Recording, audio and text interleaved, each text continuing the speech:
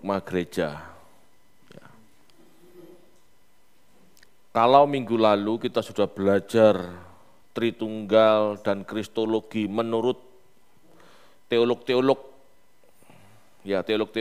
awal gereja, baik Arius, Athanasius, Tertullianus, Origen, dan lain-lain ya.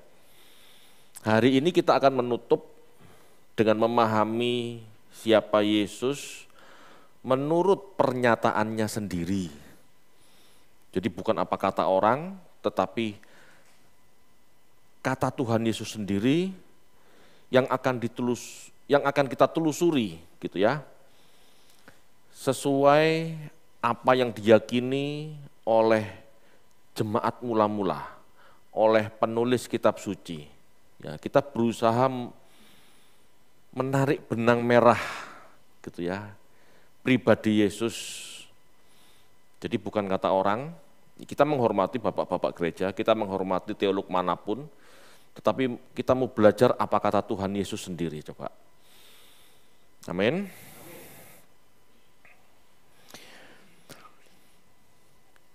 Jika kita percaya Yesus dalam kitab suci, sudah selayaknya kita percaya pernyataannya dalam kitab suci. Siapakah pribadinya? Kita harus dapat memahami pernyataannya dan penjelasan penulis kitab suci sebagai saksinya. Tidak ada saksi lain Bapak Ibu selain penulis kitab suci, ya, yaitu murid-murid Tuhan sendiri. Perjanjian baru diletakkan setelah perjanjian lama, jadi perjanjian lama lalu perjanjian baru gitu ya. Ini tidak terpisah. Ini cuma membedakan saja bahwa apa yang dijanjikan Allah itu digenapi di dalam perjanjian baru. Gitu ya. Berarti perjanjian lama udah selesai. Gitu ya. Dengan munculnya perjanjian baru, perjanjian lama udah selesai.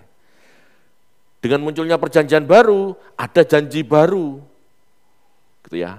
Janji yang lama, disebut perjanjian lama atau janji yang lama, kenapa? Karena memang Allah menjanjikan juru selamat. Di perjanjian baru, juru selamat sudah hadir dan menjanjikan sesuatu yang baru. Apa itu? Langit baru, bumi yang baru. Gitu ya.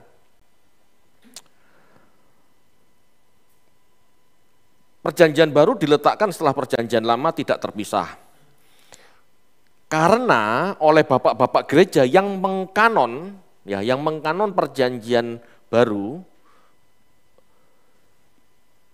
mereka yakin sebagai kelanjutan iman orang saat itu. Dan para murid yang percaya Yesus sebagai kelanjutan Yahweh yang berkarya di perjanjian lama. Jadi bapak-bapak gereja mengkanon kitab-kitab perjanjian baru ini sebagai kelanjutan iman orang percaya di awal masa gereja, kelanjutan gitu ya. Mereka percaya bahwa Yesus sebagai kelanjutan Yahweh yang berkarya di perjanjian lama. Ini kelanjutan, enggak putus hubungan. Ada kelanjutan dari Yahweh yang berkarya di perjanjian lama, dilanjutkan Yesus yang berkarya di perjanjian baru, ini lanjutan. Kita baca sekarang Lukas 2 ayat 25 sampai 32. Lukas 2 ayat 25 sampai 32. Adalah di Yerusalem seorang bernama Simeon. Ia seorang yang benar dan saleh yang menantikan penghiburan bagi Israel. Roh Kudus ada di atasnya. Dan kepadanya telah dinyatakan oleh Roh Kudus bahwa ia telah akan mati sebelum ia melihat Mesias, yaitu Dia yang diurapi Tuhan. Ia datang ke bait Allah oleh Roh Kudus ketika Yesus anak itu dibawa masuk oleh orang tuanya untuk melakukan kepadanya apa yang ditentukan hukum Taurat. Ia menyambut anak itu dan menantangnya sambil memuji Allah, katanya, Sekarang Tuhan, biarkanlah hamba-Mu ini pergi dalam damai sejahtera sesuai dengan firman-Mu. Sebab mataku telah melihat keselamatan yang daripada-Mu, yang telah Engkau sediakan di hadapan segala bangsa, yaitu terang yang menjadi penyataan bagi bangsa-bangsa lain dan menjadi kemuliaan bagi umat-Mu Israel. Perhatikan itu. Simeon dalam hal ini sudah meyakini bayi Yesus itu Mesias. Paham ya yang ditulis tadi? Kan jelas gitu. Simeon tuh yakin bayi Yesus itu yang diurapi Allah. Padahal bayi ini belum ngapa-ngapain. Dia belum berjuang hidup kudus loh. Dia belum berjuang memberitakan Injil loh. Tetapi Simeon yang saleh, gitu, dikatakan itu kan. Seorang bernama Simeon, seorang yang benar dan saleh, menantikan penghiburan bagi Israel. Roh Kudus ada di atasnya. Berarti di sini bayi Yesus yang belum ngapa-ngapain sudah mendapatkan konfirmasi. Inilah pribadi yang akan menyelamatkan manusia. Jadi enggak nunggu Yesus berhasil dulu, sudah diyakini. Paham maksudnya ya? Lanjut, kita akan baca Yohanes 1 ayat 41 dan 45. Yohanes 1 ayat 41 dan 45. Andreas mula-mula bertemu dengan Simon saudaranya, dan ia berkata kepadanya, kami telah menemukan Mesias, artinya Kristus. Ayat 45, Filipus bertemu dengan Nathanael dan berkata kepadanya, kami telah menemukan dia yang disebut oleh Musa dalam kitab Taurat dan oleh para nabi, yaitu Yesus, anak Yusuf dari Nazaret. Nah, murid-murid mengenali Yesus ini dari mana? Coba, ayo. Dari kitab suci, kitab Musa. Ya, kami telah menemukan Mesias. Filipus bukan bertemu dengan Nathanael dan berkata padanya, kami telah menemukan dia yang disebut Musa dalam kitab Taurat dan kitab para nabi, yaitu Yesus anak Yusuf dari Nazaret. Jadi murid-murid itu percaya bahwa Yesus ini belum berkarya dulu ya, ini baru muncul loh ini. Mereka melihat Yesus sudah sebagai Mesias yang dijanjikan kitab suci. Jadi tidak ngelihat perbuatannya Yesus dulu loh. Murid-murid sudah memahaminya melalui kitab suci. Jadi Yesus sudah diyakini prainkarnasi ngapain? Berkarya di perjanjian lama. Paham maksudnya? Ini harus pinter-pinter nyambung berlogika, ya. Bapak Ibu, penjelasan kita nanti ini malam hari ini sesuai buku-buku SK yang ada ya. Dan pendalaman saya secara pribadi. Jadi saya mengembangkan. Saya juga mengutip Septuaginta, termasuk di dalamnya Deutero. Ya, Deutero Kanonika. Sebab Septuaginta itu adalah kitab suci yang dipakai para penulis perjanjian baru. Kutipan-kutipan perjanjian baru pakai Septuaginta, enggak pakai Masoret. Masoret belum ada. Ya. Jadi yang dipakai sebagai kutipan perjanjian baru itu Septuaginta. Termasuk di dalamnya ada Deutero Kanonika. Ini yang saya pakai. Kenapa? Karena penulis perjanjian baru meyakini Yesus itu adalah juru selamat, kelanjutan dari karya Yahweh yang ada di perjanjian lama itu melalui Septuaginta. Mereka meyakininya melalui Septuaginta, bukan dari Masoret. Seperti yang saya sudah jelaskan, Masoret itu bermasalah karena muncul di Konsilium Nia dengan semangat menggeser kekristenan, dengan semangat menolak kekristenan. Ini harus pahami gitu ya.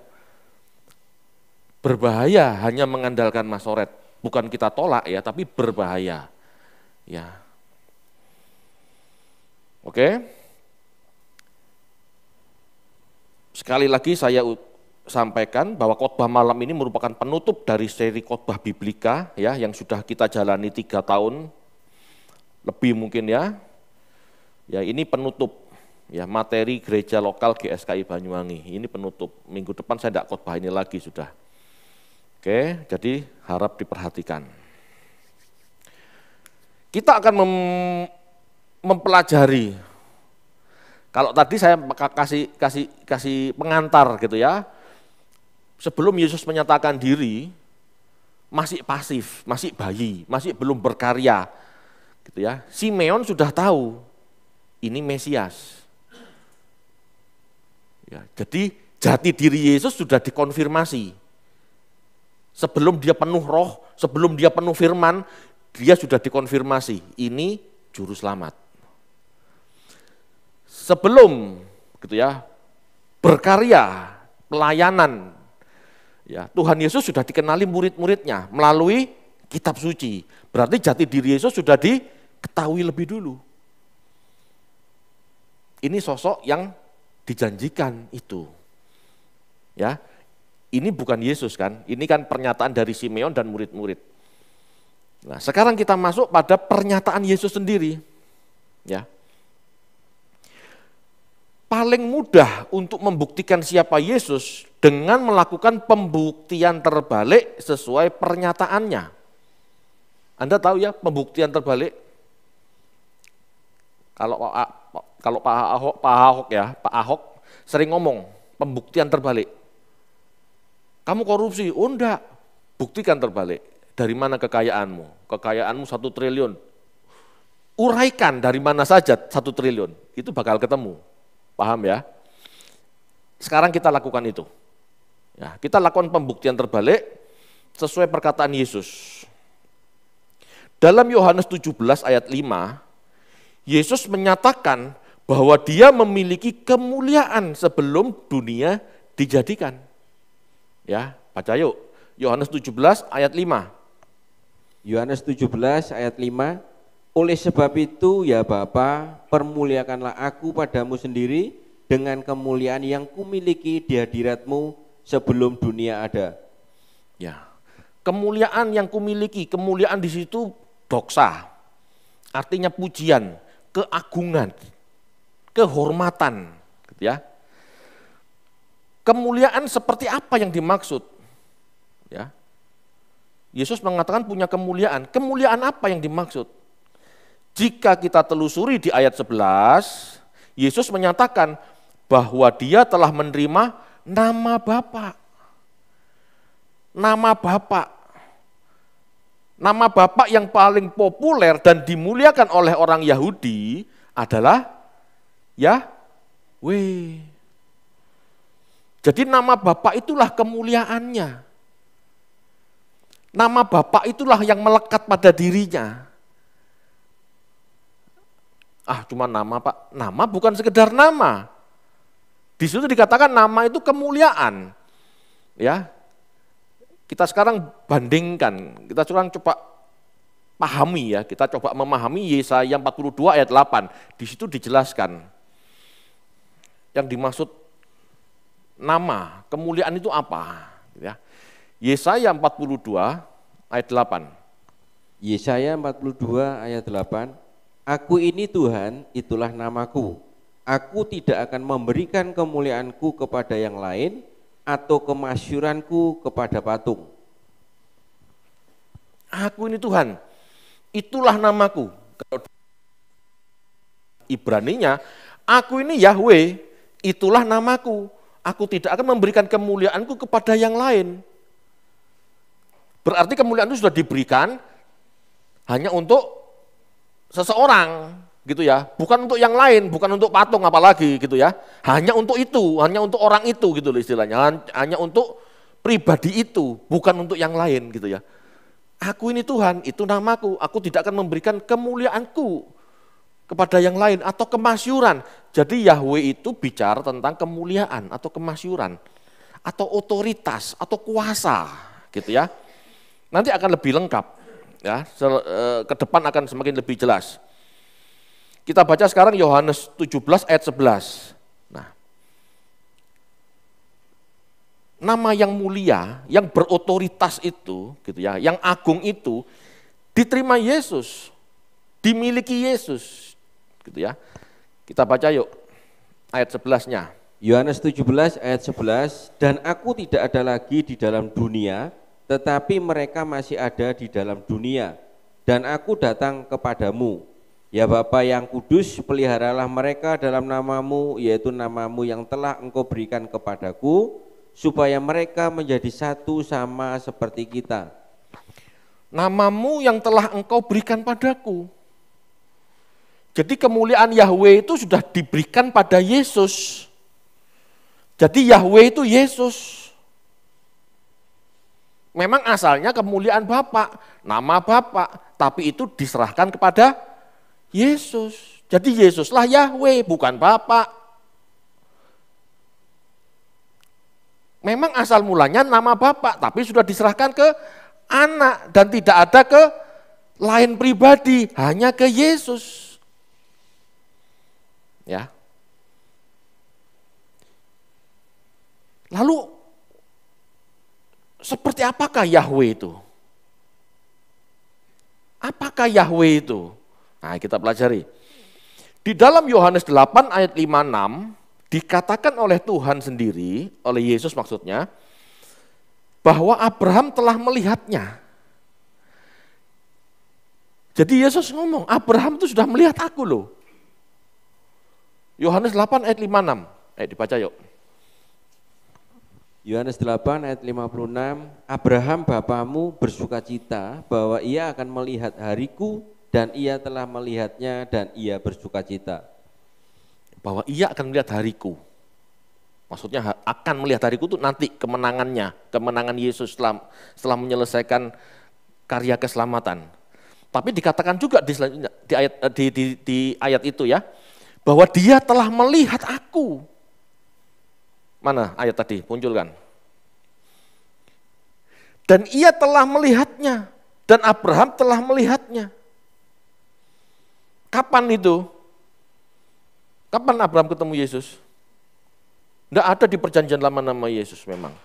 Tetapi satu-satunya pertemuan ya Yahweh dengan Abraham itu di Kejadian 18 ayat 22. Ya bukan satu-satunya ya, sering ketemu sih sebetulnya. Tetapi yang paling jelas di situ. Kejadian 18 ayat 22. Kejadian 18 ayat 22, lalu berpalinglah orang-orang itu dari situ dan berjalan ke Sodom. Tetapi Abraham masih tetap berdiri di hadapan Tuhan.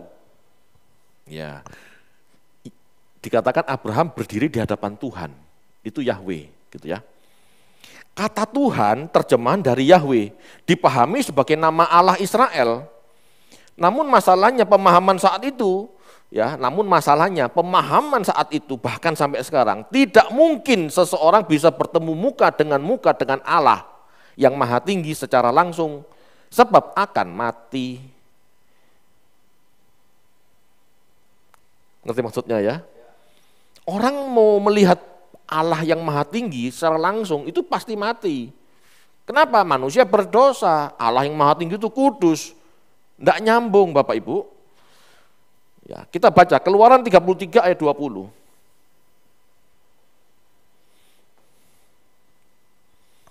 Keluaran 33 ayat 20, lagi firman-Nya, engkau tidak tahan memandang wajahku, sebab tidak ada orang yang memandang aku dapat hidup. Ya, kamu tidak bisa melihat aku Abraham. Jadi yang bertemu muka dengan Abraham itu siapa? Yahweh yang mana? Utusannya, malak Yahweh yang dimaksud. Gitu ya. Sehingga harus dipahami yang menemui Abraham adalah utusan yang maha tinggi, yang menerima namanya, yang menerima otoritas dan kuasanya. Gitu ya.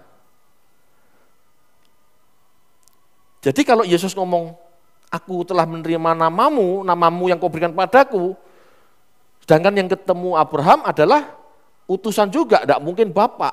Kenapa? Bapak itu kudus, melihat Bapak bisa mati.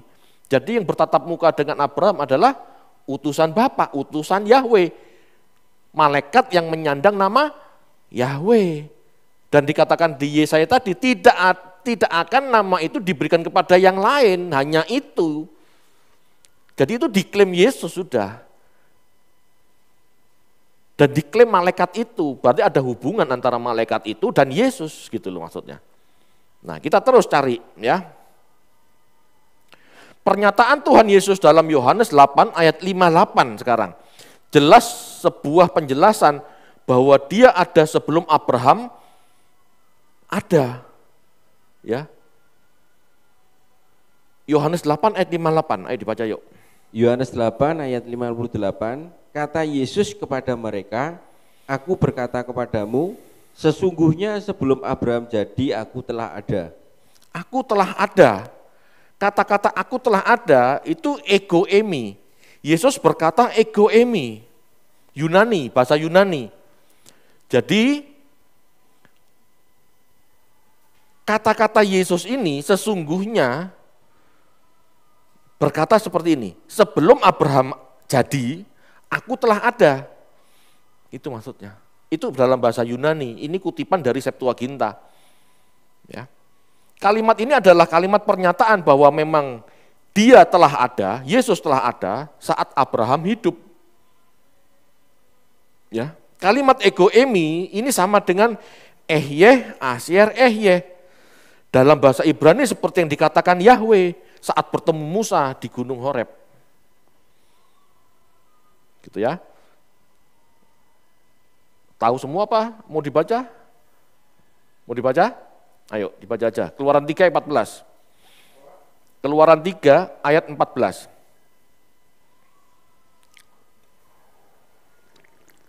Keluaran 3 ayat 14. Firmanalah kepada Musa, aku adalah aku. Lagi firman-Nya, beginilah kau katakan kepada orang Israel itu, akulah aku telah mengutus aku kepadamu. Akulah aku telah mengutus aku kepadamu. Ayo piye iku? Jadi Yahweh itu menyatakan diri utusan yang kekal, gitu ya. Utusan yang maha tinggi. Nama itu sudah diserahkan kepada Malak Yahweh, ya. Orang Yahudi gitu ya, memahami kata ego emi itu sebagai nama Allah saat menyatakan diri kepada Musa.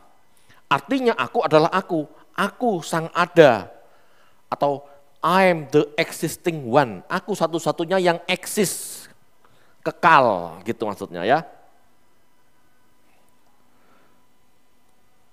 Pada saat Yesus mengatakan ego emi, sebelum Abraham ada, aku ada.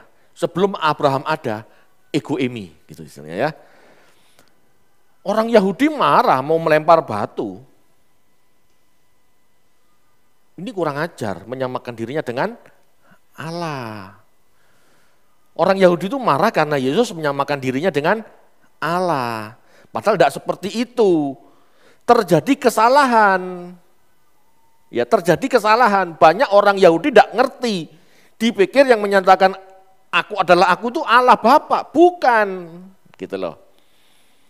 Menganggap dirinya, Yesus maksudnya, ya menganggap dirinya sama dengan Yahweh, Allah, gitu. Itu sebabnya orang Yahudi mau melemparinya dengan batu dan dianggap menghujat. Padahal sesungguhnya Yahweh itu utusannya. Bukan bapaknya, bukan yang mulia, yang maha tinggi, bukan. Ego emi, ehyeh, eser ehyeh, atau Yahweh, itu aku. Itu maksudnya Tuhan Yesus. Bukan Bapak. Bapak ngutus aku. Nama itu sudah diserahkan padaku, itu maksudnya Yesus. Tidak menyamakan diri dengan Bapak. Ya, kita cek sekarang. Yohanes 10 ayat 33.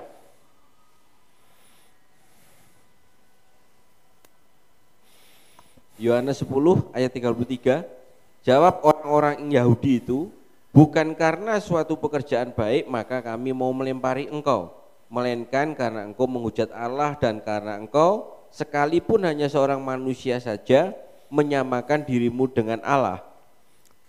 Paham ya? Jadi orang Yahudi marahnya mau nimpukin batu Yesus karena dianggap menyamakan diri dengan Allah Bapa. Tapi apa jawab Yesus? Ayat 36, Pak. Yohanes 10 ayat 36, masihkah kamu berkata kepada Dia yang dikuduskan oleh Bapa dan yang telah diutusnya ke dalam dunia, engkau menghujat Allah karena aku telah berkata, aku anak Allah. Aku bukan Allah, aku anak Allah. Tadi Yesus ngomong, akulah, aku, ego emi, ehye, aser ehye. Sebelum Abraham ada, ego emi, aku Yahweh. Aku bukan Allah, aku anak Allah. Loh, kurang jelas gimana? Jadi Yesus saat itu sedang menjelaskan bahwa ego emi itu anak Allah. Ego emi itu bukan Allah. Gitu. Kita pastikan lagi apakah Yesus Allah atau anak Allah. Markus 14 ayat 61 sampai 60. Markus 14 ayat 61 dan 62. Tetapi ia tetap diam dan tidak menjawab apa-apa. Imam besar itu bertanya kepadanya sekali lagi, katanya, apakah engkau Mesias, anak dari yang terpuji? Jawab Yesus, akulah dia, dan kamu akan melihat anak manusia duduk di sebelah kanan yang maha kuasa dan datang di tengah-tengah awan-awan di langit. Jelas ayatnya? Apakah kamu anak yang terpuji, yang termulia? Ya, Yesus itu anak. Bukan Allah Bapa, Yesus itu anak Allah. Yahweh itu anak Allah, ego emi itu anak Allah. Ya, kalau direlasikan kan seperti itu. Kalau bagi Yesus Yahweh itu bukan anak Allah, ya dia nggak akan ngomong ego emi kan.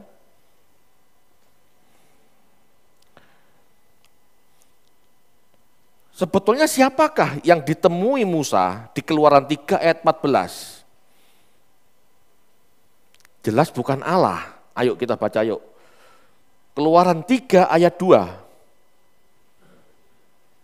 Keluaran 3 ayat 2.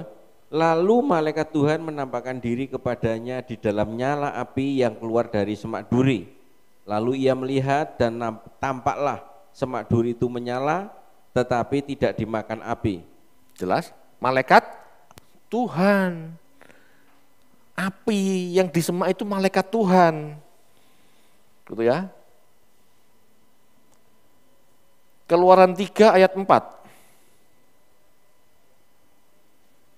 Keluaran 3 ayat 4. Ketika dilihat Tuhan bahwa Musa menyimpang untuk memeriksanya, berserulah Allah dari tengah-tengah semak duri itu kepadanya, Musa, Musa, dan ia menjawab, ya Allah. Ya, jelas. Jadi dipahami, ya. Coba munculkan ayat itu.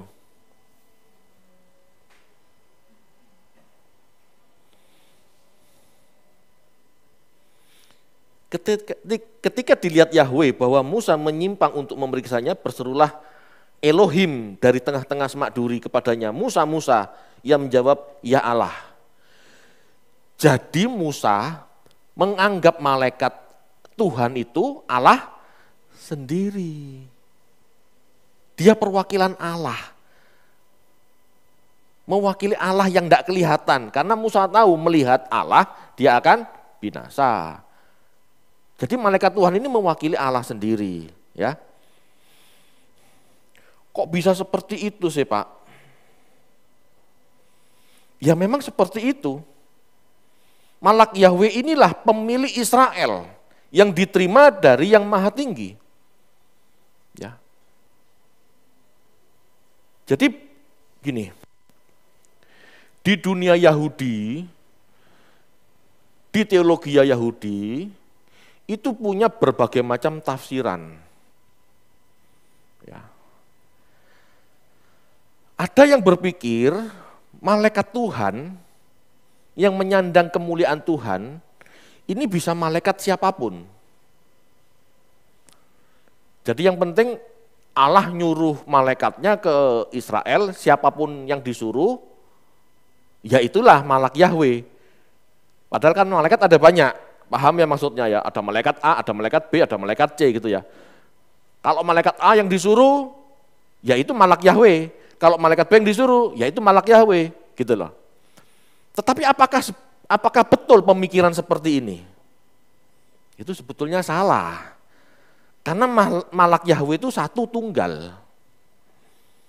Pemilik Israel, ya, majikan Israel, itu satu sosok malaikat yang bernama Yahweh, yang diberi nama Yahweh, yang menyandang Yahweh ini satu. Gitu ya. Kita baca yuk. Ulangan 32 ayat 8 sampai 9.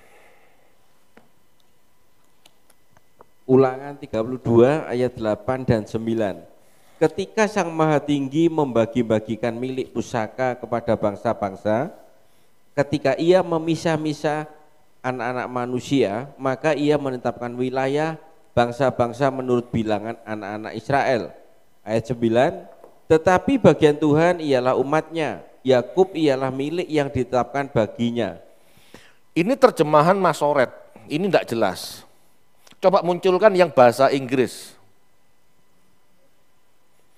Ulangan 32 ayat 8 sampai 9, ini Septuaginta ya, yang tadi LAI bahasa Indonesia itu terjemahan dari Masoret. Ini terjemahan Septuaginta dalam bahasa Inggris. Paham?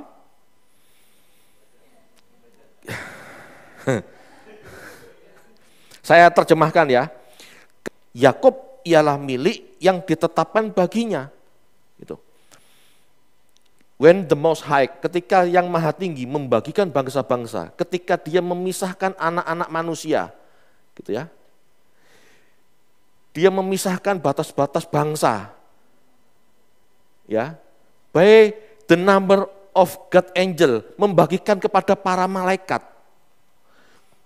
Bangsa-bangsa itu dibagikan kepada malaikat. Bagian Yahweh, Lord portion itu Yahweh. Bagian Yahweh adalah masyarakat Yakub, people of Jacob. Paham ya? Jadi yang Maha Tinggi itu berbeda sama Yahweh. Yang Maha Tinggi itu Bapa. Yahweh itu bagian dari malaikat-malaikat itu loh. Jadi maksudnya ini malak Yahweh gitu loh. Malaikat Tuhan. Jadi bagian malaikat Tuhan adalah keturunan Yakub. Ya. Begini. Yang Maha Tinggi. Ini ada malaikat A, ada malaikat B, ada malaikat C. Malaikatnya kan banyak. Masing-masing diberi bagian. Bagian Yahweh, bagian malaikat yang memiliki otoritas Allah, ini Israel. Jadi malak Yahweh, malaikat yang memiliki otoritas Yahweh diberi Israel. Israel itu bagiannya malak Yahweh.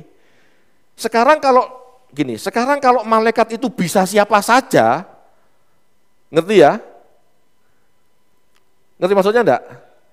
Kalau malak Yahweh itu biasa saja, bukan satu sosok yang sudah pasti. Lah, pemilik Israel itu siapa terus? Paham maksudnya? Yang disebut pemilik kan tetap.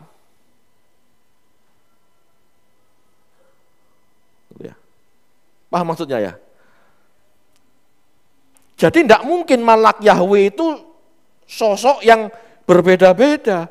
Karena masing-masing malaikat sudah punya bagiannya sendiri.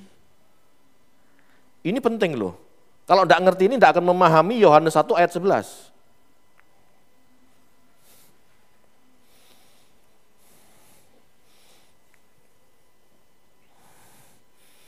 Kepingin tahu Yohanes 1 ayat 11? Kita baca dulu.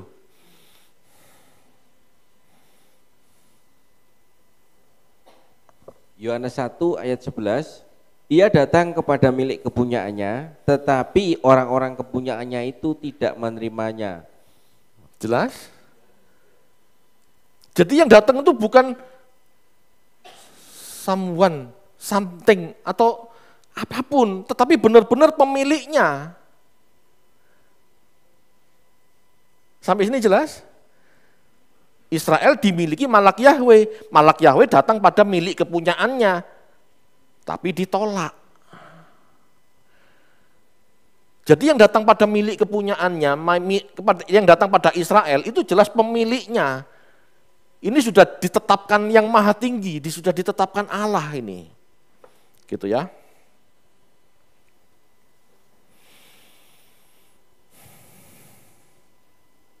Jadi malak Yahweh ini bukan sosok sembarang malaikat atau acak, enggak bisa.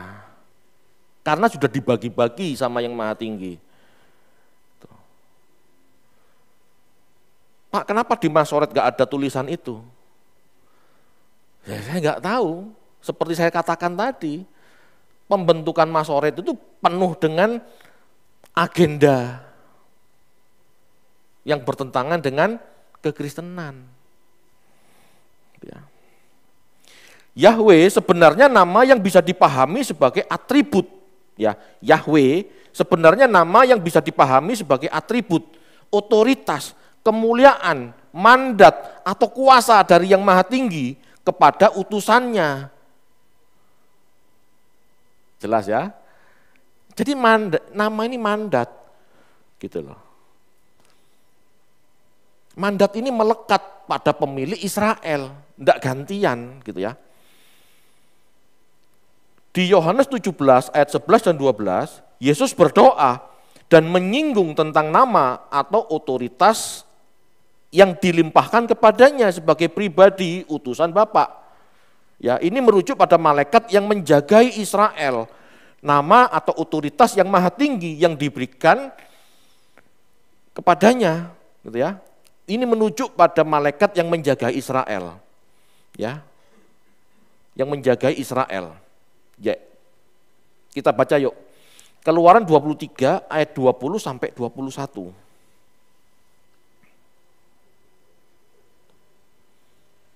Keluaran 23 ayat 20 dan 21. Sesungguhnya aku mengutus seorang malaikat berjalan di depanmu untuk melindungi engkau di jalan dan untuk membawa engkau ke tempat yang telah kusediakan. Jagalah dirimu di hadapannya dan dengarkanlah perkataannya. Janganlah engkau mendurhaka kepadanya, sebab pelanggaranmu tidak akan diampuninya, sebab namaku ada di dalam dia. Nah, jadi malaikat yang membawa Israel keluar dari Mesir, itu menyandang nama Yahweh. Menyandang nama yang maha tinggi. Nama itu sudah melekat. Jadi malaikat yang memimpin Israel keluar Mesir, ya yang ini bagianmu. Pimpinan bangsa itu keluar dari Mesir, ini. Bukan yang lain, pemilik Israel, yang tanggung jawab atas bangsa Israel, malaikat ini. Gitu ya. Itu sebabnya Paulus menjelaskan bahwa Kristuslah yang memimpin nenek moyang kita keluar Mesir. Paulus menyatakan demikian. 1 Korintus 10 ayat 1 sampai 4. Ya, Anda bisa baca sendiri. Kalau kebanyakan baca nanti tidak selesai. Ini kurang 14 menit cuman.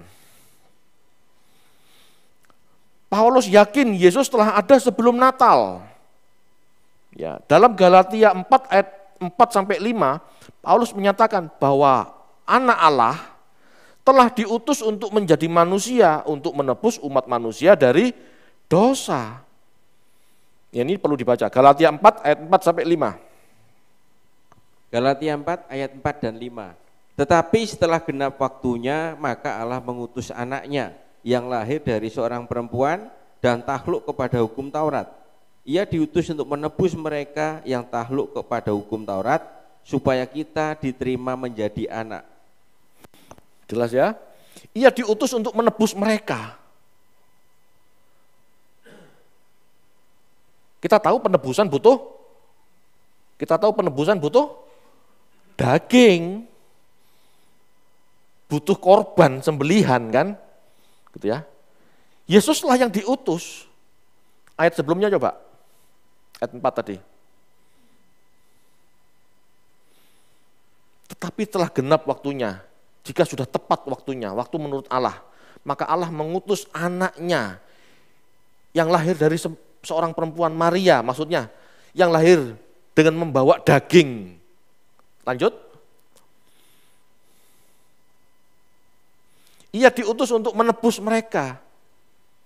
Anaknya ini diutus untuk menebus orang-orang, manusia gitu ya. Ia diutus untuk menebus manusia yang takluk kepada hukum Taurat. Menurut hukum, penebusan menurut hukum Taurat. Supaya kita diterima sebagai anak.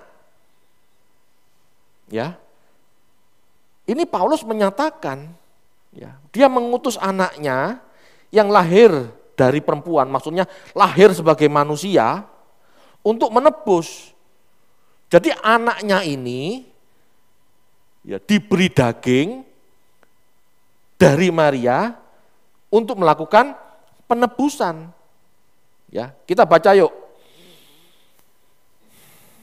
Mazmur 39 ayat 7 sampai 8 Masoret. Ya, bahasa Inggris maksudnya itu.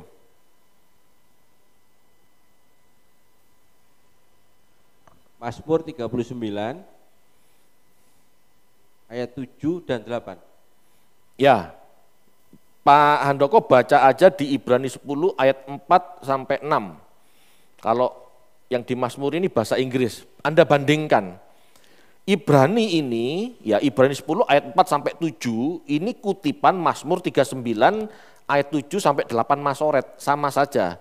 Tetapi yang di LAI berbeda karena sesuai dengan Masoret gitu ya. Kalau yang di layar ini sesuai dengan Septuaginta. Silakan Pak, Ibrani 10 ayat 4 sampai 7. Ibrani 10 ayat 4 sampai 7.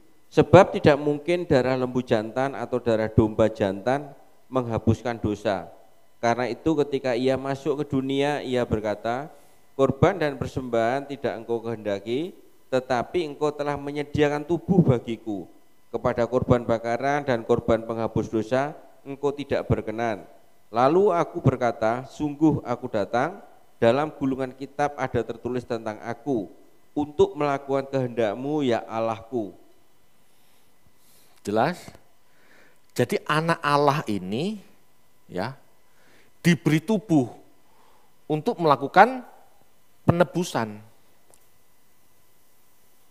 Jadi anak Allah ini jelas diberi tubuh untuk melakukan penebusan.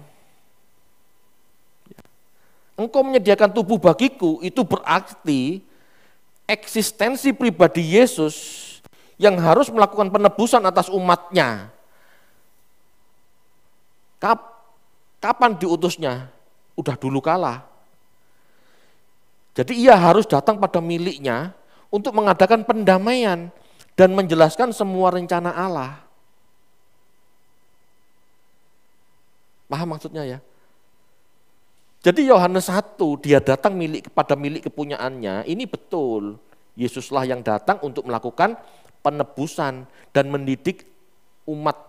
Mendidik umatnya untuk mengenal karya keselamatan. Yesus sang Logos itu turun menjadi manusia, menjadi korban tebusan. Yesus sang Logos atau terang telah dipilih dan menjadi utusan yang taat sebelum dunia dijadikan. Pak, masalahnya kan terang itu belum tentu Yesus. Terang itu Yesus. Yesus itu terang dan Yesus itulah Logos. Karena dia yang datang. Ya, karena dia yang datang. Terang itu Logos. Terang itu hikmat. Terang itu pribadi. Kita baca sekarang. Baruk 3 ayat 32 sampai 33. Baruk 3 ayat 32 sampai 33.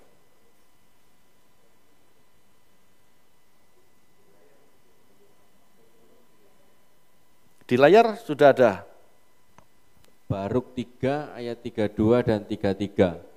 Tetapi yang Maha Tahu mengetahuinya dan dengan pengertiannya mendapatinya, ia menyediakan bumi untuk selama-lamanya dan mengisinya dengan hewan yang berkaki 4.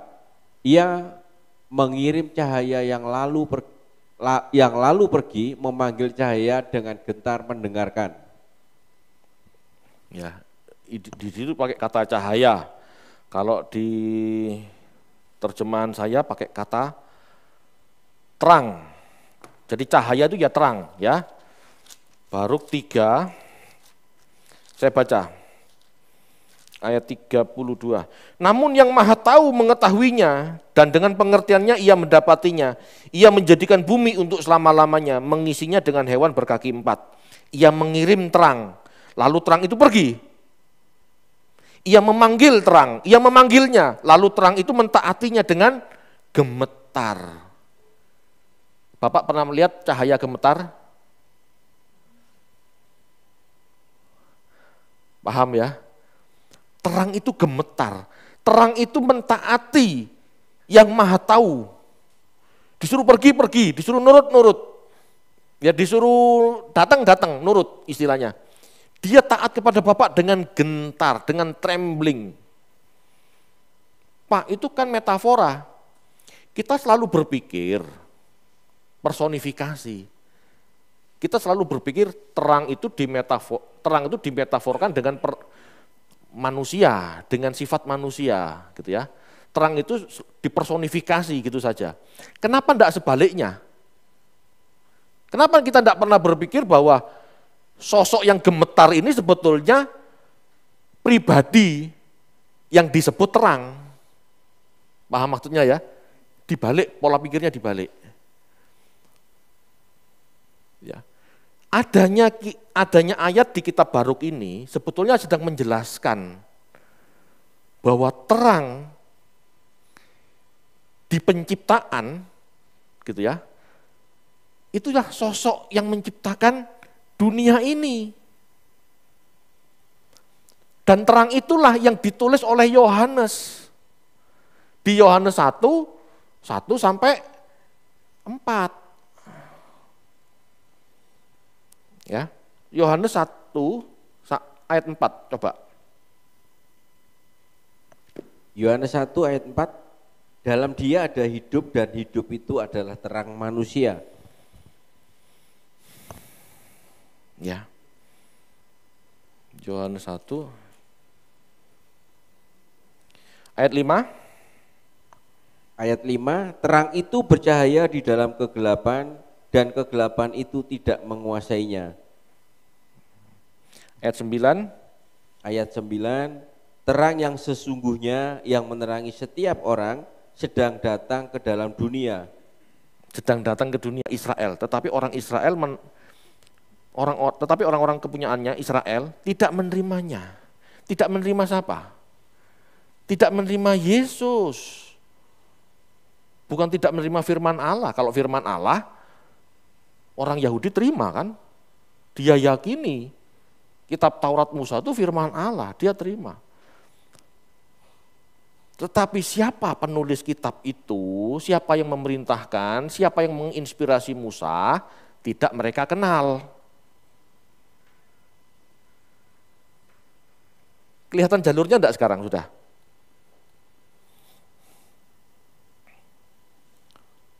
Kita bandingkan dengan 1 Petrus 1 ayat 20.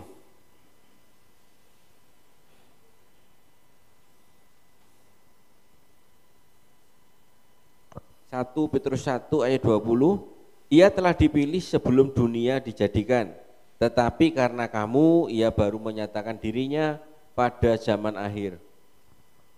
Ya. Coba dibaca mulai ayat 18 Pak, itu lebih jelas. Silakan. 1 Petrus 1 ayat 18 sampai 20. Sebab kamu tahu bahwa kamu telah ditebus dari cara hidupmu yang sia-sia, yang kamu warisi dari nenek moyangmu, itu bukan dengan barang yang fana, bukan pula dengan perak atau emas, melainkan dengan darah yang mahal, yaitu darah Kristus, yang sama seperti darah anak domba, yang tak bernoda dan tak bercacat. Ia telah dipilih sebelum dunia dijadikan, tetapi karena kamu, ia menyatakan dirinya pada zaman akhir.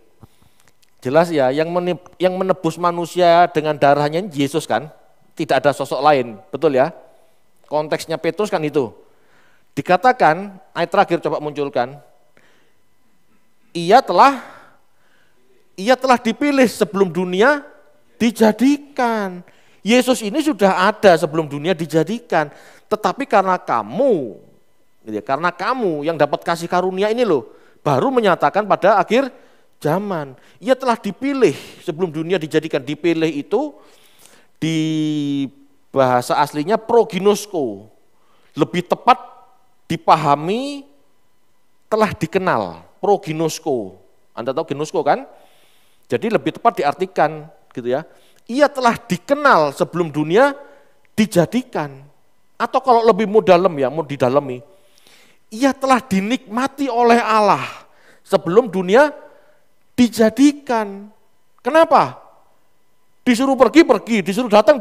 Dia melakukan perintah Allah dengan gemetar. Terang ini loh, disuruh pergi, disuruh datang. Dia melakukan perintah Allah dengan gentar. Itu yang dimaksud Allah telah mengenalnya, Allah telah menikmatinya sebelum dunia dijadikan. Sampai sini paham Bapak Ibu? Jadi Yesus ini sudah ada sebelum dunia dijadikan. Siapa dia? Ya seperti yang tadi saya ceritakan, tinggal Anda merangkai. Bisa enggak merangkai? Kusut Pak. Ya itu masalahnya. Sekarang saya tampilkan ya, jejak praeksistensi Yesus dalam sebuah gambar. Ya, silahkan Anda lihat dan yang di zoom silahkan screenshot gitu ya, supaya bisa menjadi bahan pelacakan. Silahkan munculkan.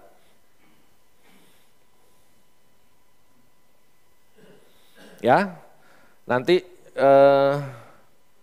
biar di-share di grup-grup. Yang di gereja enggak usah foto, enggak apa-apa, kejauhan mungkin. Jelas ya, ini saya tunjukkan gini. Waduh kok berhenti. Lanjut ya.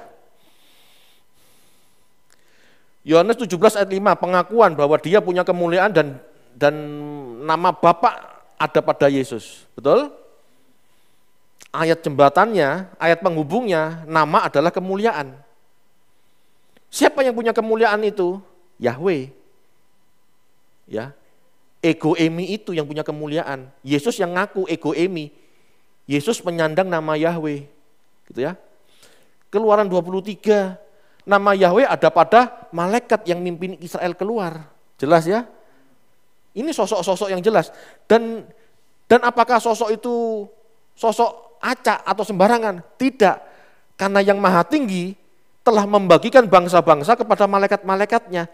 Dan bagian malak Yahweh adalah bangsa Israel. Ini sudah jelas, tidak bisa pindah-pindah. Ya, jadi malaikat pemilik Israel itulah yang memimpin Israel sejak purbakala. Nah ini sama dengan Mika 5 ayat 1. Paham Ji? Ya, ini memimpin, benar-benar memimpin, nggak ngaku-ngaku. Jelas dilacaknya jelas. Jadi pemimpin itulah yang lahir di Bethlehem sesuai Matius 2 ayat 6. Ya. Itulah yang lahir di Bethlehem, Matius 2 ayat 6, mungkin bisa dibaca Pak Andoko. Ini biar tetap seperti ini. Pak Andoko biar baca.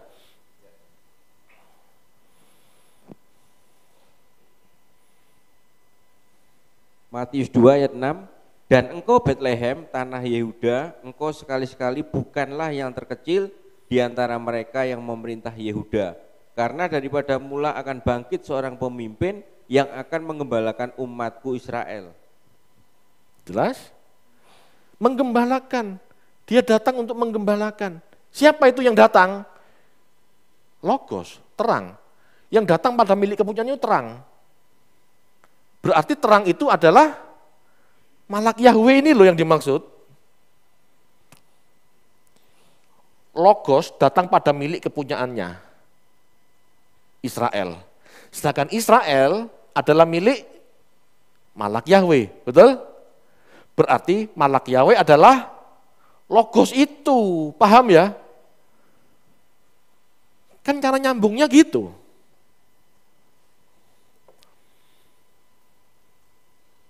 Dia datang pada milik kepunyaannya untuk apa?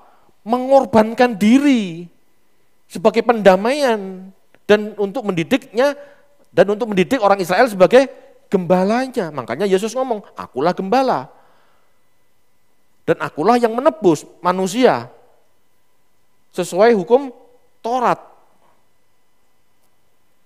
Aku menebus manusia sesuai hukum Taurat, berarti aku harus disembelih. Itu sebabnya Bapa menyediakan tubuh bagiku. Ibrani 10 ayat 4 sampai 7 sama dengan Mazmur 39 ayat 7 sampai 8 Masoret. Pribadi yang diberi tubuh. Engkau memberi tubuh bagiku, berarti ku di sini kan sudah ada dulu sebelum ada tubuh. Paham maksudnya? Nih tak kasih tubuh, lewat Maria lahir tebus umatmu. Gitu loh maksudnya. Jadi yang turun ini siapa? Malak Yahweh, pemilik Israel. Dialah Logos yang dimaksud. Dialah terang yang dimaksud. Yang sudah dinikmati Allah sejak purbakala. Sudah dinikmati, sudah dikenal. Paham Bapak Ibu? Lanjut.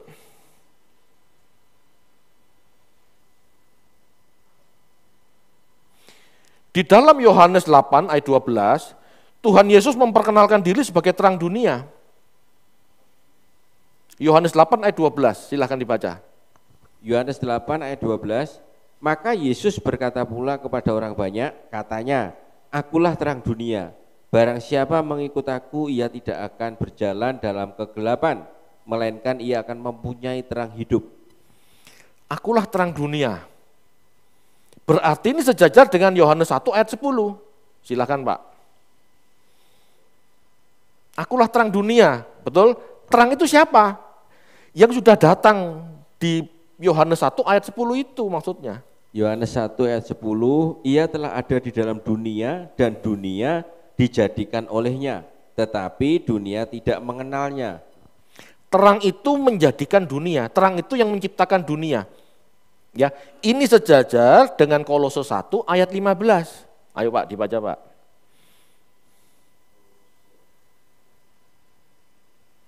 Kolose 1 ayat 15. Kolose 1 ayat 15, ia adalah gambar Allah yang tidak kelihatan, yang sulung, lebih utama dari segala yang diciptakan. Ia adalah gambar. Ia adalah gambar Allah yang tidak kelihatan. Allah tidak kelihatan, tetapi Yesus inilah gambarnya yang kelihatan, gitu loh maksudnya. Jadi jelas wujud pribadi yang sulung, yang lebih utama dari segala yang diciptakan. Yang utama, yang lebih utama dari segala yang diciptakan.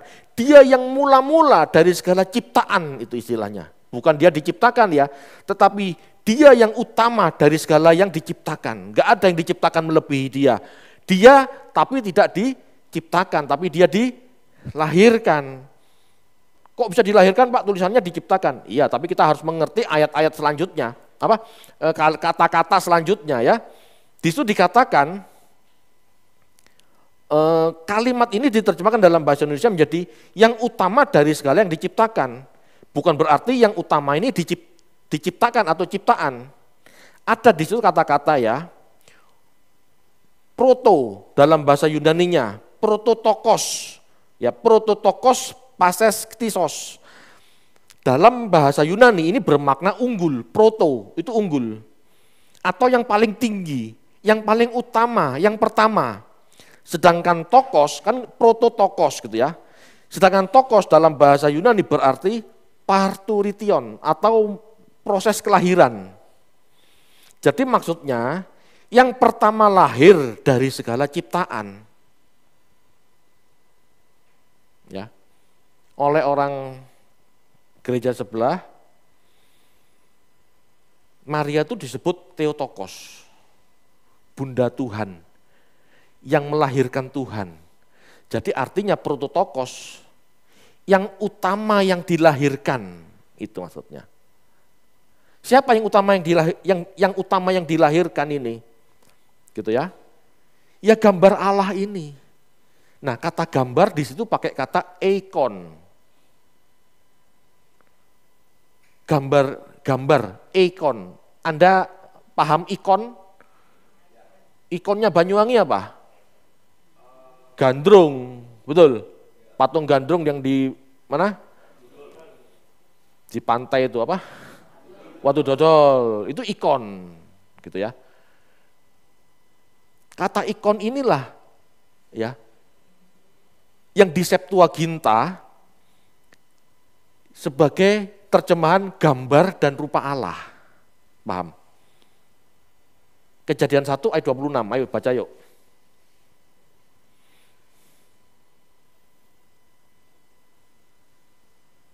Kejadian 1 ayat 26, berfirmanlah Allah, baiklah kita menjadikan manusia menurut gambar dan rupa kita, supaya mereka berkuasa atas ikan-ikan di laut, dan burung-burung di udara, dan atas ternak, dan atas seluruh bumi, dan atas segala binatang melata yang merayap di bumi. Oke, cukup. Marilah kita menciptakan manusia menurut gambar dan rupa kita, menurut ikon. Ya, menurut ikon. Rupa itu pakai kata homoiosin. Homoiosin, serupa, keserupaan. Jadi gambar itu ikon. Marilah kita menciptakan manusia segambar dan serupa kita. Berarti gambar siapa itu? Gambar Allah yang tidak kelihatan. Siapa itu? Marilah kita menciptakan manusia segambar dan serupa kita. Berarti segambar siapa itu? Yesus. Yesus sudah ada sebelum dunia dijadikan. Makanya disebut marilah kita menciptakan manusia segambar. Kenapa? Karena di Kolose 1 ayat 5 dikatakan ia adalah gambar dan rupa Allah. Jadi manusia Adam ini nyontoh siapa? Patronnya siapa? Yesus prainkarnasi. Itu maksudnya. Jadi Yesus prainkarnasi, dialah yang sulung dari semua ciptaan, dialah yang utama dari semua ciptaan, dialah yang menciptakan manusia dengan segala isinya dunia ini. Itu maksudnya. Ini sejajar dengan terang itu yang menciptakan dunia. Jadi terang itu adalah yang sulung ini. Paham ya Bapak Ibu? Atau pusing?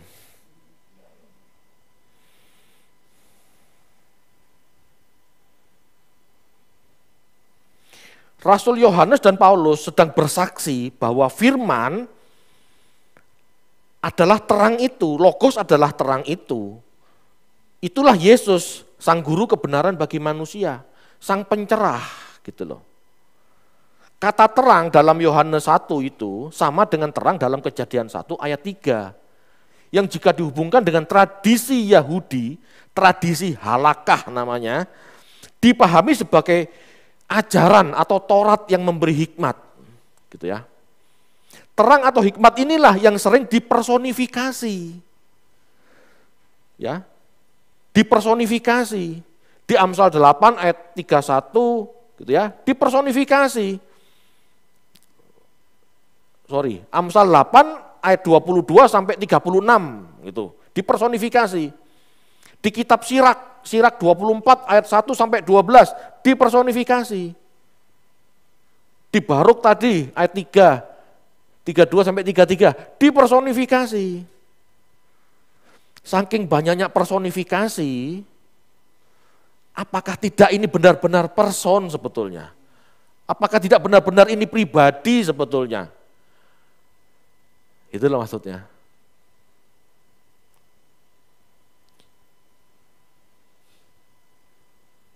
Di dalam Yohanes 8 ayat 12, Yesus sendiri yang menyatakan dirinya terang bagi manusia.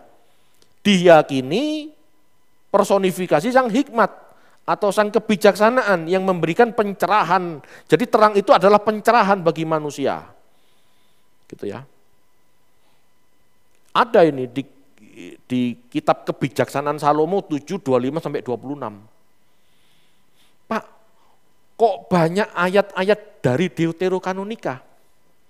Karena kitab-kitab Deuterokanonika inilah yang jadi kitab bacaannya orang Kristen sebelum apa? Sebelum Masoret ada. Jadi Yahudi zaman para rasul itu lebih memahami Septuaginta dan meyakini apa yang tertulis di dalamnya, termasuk Deuterokanonika itu ada di Septuaginta. Jadi kalau kita tidak membaca Septuaginta, termasuk di dalamnya Deuterokanonika, kita kehilangan jejak siapa pribadi Yesus. Tidak ketemu. Kenapa? Masoret ada terkemudian. Ya. Masoret dibuat pada saat kekristenan itu mau dianatema, mau diasingkan dari keyahudian. Dinyatakan tidak kanon Septuaginta oleh orang Yahudi. Itulah sebabnya orang Yahudi buat kanon sendiri perjanjian lama. Sebab ayat-ayat yang tadi dibaca ini kan sudah menjelaskan begitu bold siapa Yesus sebetulnya. Jadi para rasul itu tidak ngarang Bapak Ibu. Ya. Contoh, memahami ular itu adalah iblis. Yohanes kan di kitab Wahyu, iblis itu ular tua itu iblis. Ini tidak langsung ujuk-ujuk ular tua itu iblis. Dia baca kitab Deuterokanonika. Ada dikatakan ya, ular adalah iblis itu di Deuterokanonika ada. Tidak ngarang. Itu ya.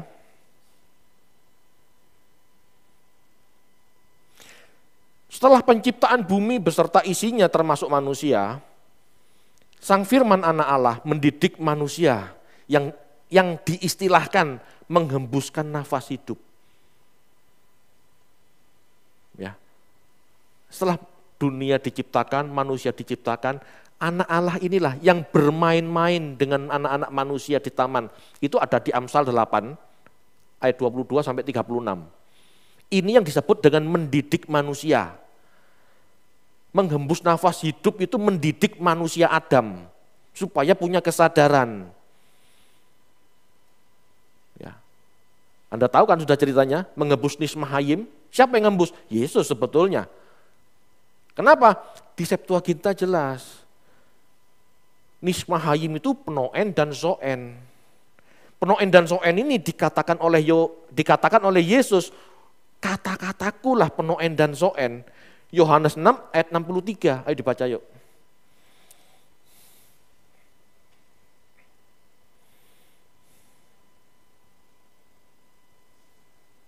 Yohanes 6 ayat 63, rohlah yang memberi hidup, daging sama sekali tidak berguna. Perkataan-perkataan yang kukatakan kepadamu adalah roh dan hidup. Perkataan-perkataanku, remaku, itulah penoen dan zoen, roh dan hidup. Penoen dan zoen ini nismah hayim yang diterjemahkan nafas hidup. Jadi yang berkarya sejak kejadian kepada manusia ini Yesus, Yahweh itu Yesus. Yesuslah Yahweh. Makanya orang Yahudi, para rasul maksudnya, bisa menerima sosok ini. Kalau nggak yakin Yesus ini adalah sosok Yahweh, utusan yang maha tinggi, ngapain mereka berani mati untuk sosok ini? Kalau bukan sosok pemilik bangsa Israel, ya, Tuhannya yang dipahami sejak purbakala, sejak nenek moyangnya, ngapain mereka mati untuk Tuhan? Paham ya?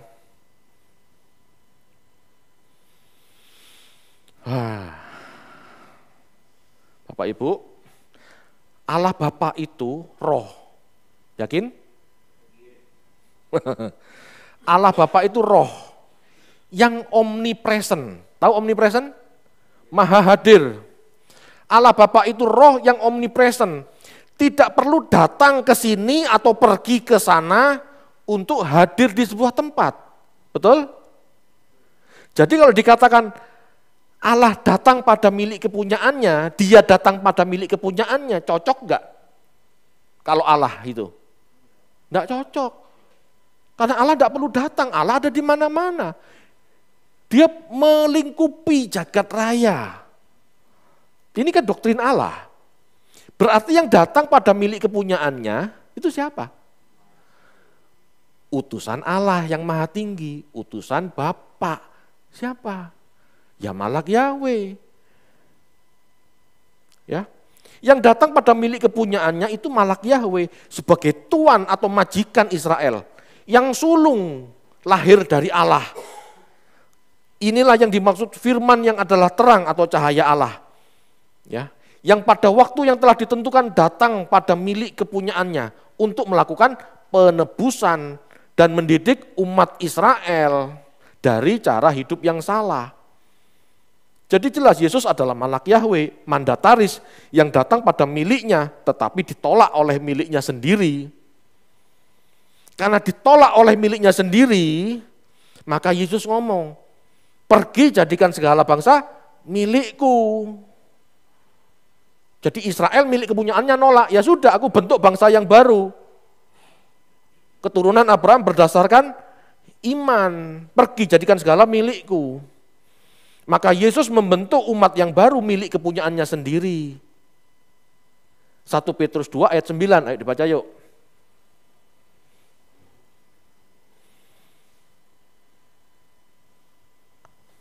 Petrus 2 ayat 9, tetapi kamulah bangsa yang terpilih, imamat yang rajani, bangsa yang kudus, umat kepunyaan Allah sendiri, supaya kamu memberitakan perbuatan-perbuatan yang besar dari Dia yang telah memanggil kamu keluar dari kegelapan kepada terangnya yang ajaib. Ini kan kata-kata Petrus kepada orang percaya, betul? Ini kan ada di surat Petrus, betul ya? Ini kan kutipan dari apa yang dikatakan Musa kepada orang Israel.